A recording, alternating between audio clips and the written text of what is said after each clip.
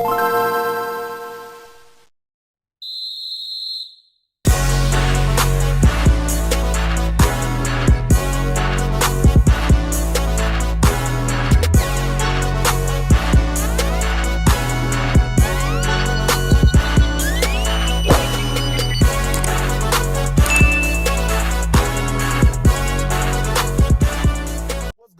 Nation, it's your boy Cowboys Classic here yet again with another video.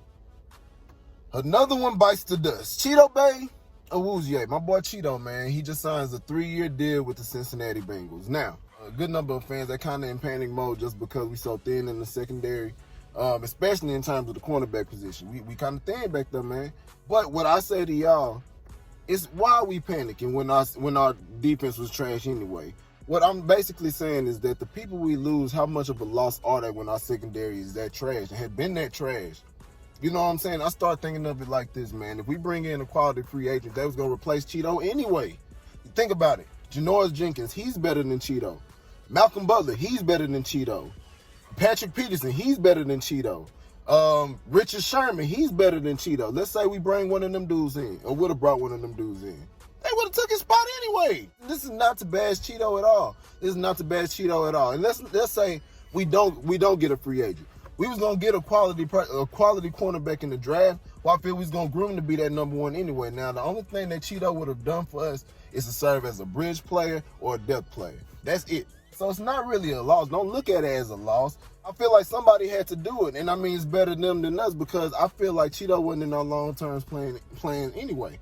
You know what I'm saying? That's just the bottom line. Now, and I wish Chido the best. I wish him good health, and I wish him success whenever he's not playing us. But that brings me to free agents. Now, free agency been going crazy for all teams, it seems, but the Cowboys. And I know Cowboys fans as a whole are kind of frustrated because it seems like we always bargain shopping when it comes to free agents, with the exception of last year.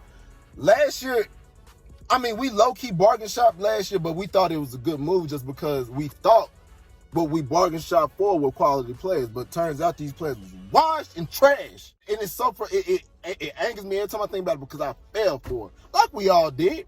We all fell for it. We thought that these free agents that we got last year, we got quite a few of them, was going to turn our defense completely around. When in actuality, they made our defense so much worse, bro. So much worse. You know what I mean? So it's just like, in terms of free agency, and I don't think that free agency is overrated. It's about who you get in free agency. That's what it's about. You don't want a bargain basement shop that is for free agents all the time. You want to get quality free agents. If you're going to go get a free agent, don't get the worst of the free agents, man. And then count on them to do something big for your team.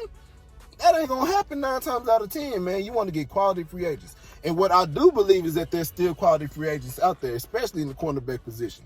For example, like I said, Janoris Jenkins, Malcolm Butler, Patrick Peterson, Richard Sherman. One person that I'm definitely looking at, now, because I mean Cowboys fan talk, shout out to you, bro. He had Janoris Jenkins and Malcolm Butler.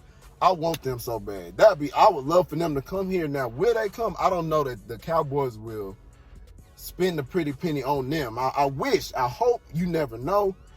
But I don't know, just given history with the Cowboys, man, they typically do not spend a lot of money on free agents, especially in the cornerback position. They just don't. And it sucks because, like, I feel like with our offense being as great as it is, if you can have a remotely competent defense, we can go places. But you got to get a defense some help. Like, you can't just depend on the coach and the coach alone to completely turn your defense around when you ain't got no players who are that good. You can't, bro. That's asking for too much, man. But like I said, there's still hope. It's still a lot of time in free agency to go. Things can happen. Now, one person that I was thinking about, just because Dan Quinn is back, and I mean, people probably tired of this, and people probably not on board with it. That's cool. But what I was thinking about was a person like Richard Sherman. Richard Sherman, not only is he familiar with this scheme, but he has success in this scheme, and he's no doubt a Hall of Famer. He doesn't have to step in and be the elite Richard Sherman that he once was. But I feel like whoever does come in, like whatever cornerback comes in that we end up drafting this year, I feel like he can teach them a lot of things, man. You know what I'm saying? And because he's familiar with this scheme, because he's familiar with the defensive coordinator that we got, I feel like that's going to bring out the absolute best out of Richard Sherman. The absolute best. So I feel like it's kind of a win-win. I don't think he's going to demand too much money. It's evident he's not going to be back in San Francisco. Why not try it? Like I said, he's not going to come in being that shutdown corner that he once was in Seattle. That's just not what he is. He's too old for that. But because of the scheme that Dan Quinn runs, it doesn't put emphasis more so on the person's athletic ability, but more so on their measurable, more so about on their mind. You know what I'm saying? And one of the smartest cornerbacks I've ever seen in my life is Richard Sherman. You see him thrive in the 49ers scheme. I feel like he'll thrive even more in a scheme like Seattle. You seen what he did with that. He was the best cornerback in the league. So why not give it a shot? You never know. And then let's say you bring Richard Sherman back, and I know people are going to be tired of me bringing this stuff, but Earl Thomas is still out there.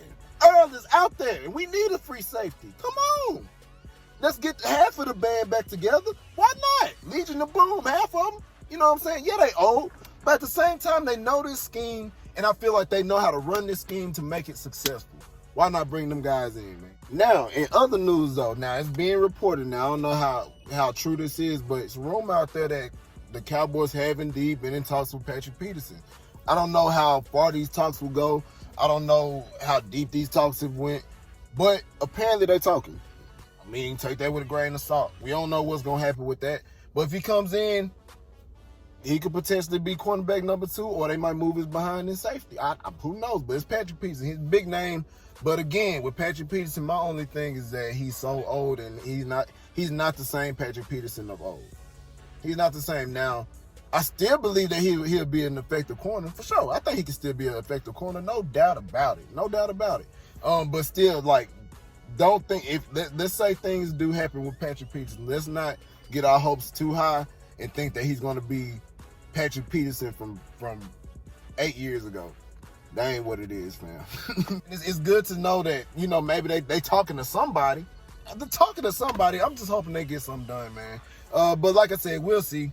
Again, like players of Patrick Peterson's caliber and Richard Sherman, Janoris Jenkins, Malcolm Butler, man, I just think it's important to bring a guy like that in because, you know, not just for the immediate future, but for the long-term future as well, man. You bring the young player in, they can learn a lot from guys like that. The veterans, the proven vets, the ones who have had success in the league at their position, longevity in the league at their position, they can teach a lot to these young guns, and they're willing to do that. So, especially in the scheme that a lot of them thrive at, that's like Richard Sherman, like I said, man, especially something like that, man, he could teach them, have these boys ready to play by next year. So, that's just where my stance is on it, man. Man, in other news, C.J. Goodwin just signed a 2-year extension with us for, I think, $3.5 million.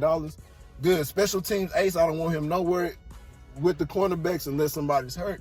You stay on special teams, man, probably the best special teams player we got. I feel like his best games, I think it was the Pittsburgh game and the Philadelphia Eagles game, man. I mean, he always makes plays, but, man, he's special team ace. I'm so happy that we could get him back. But, yeah, man, like, other than that, not too much going on.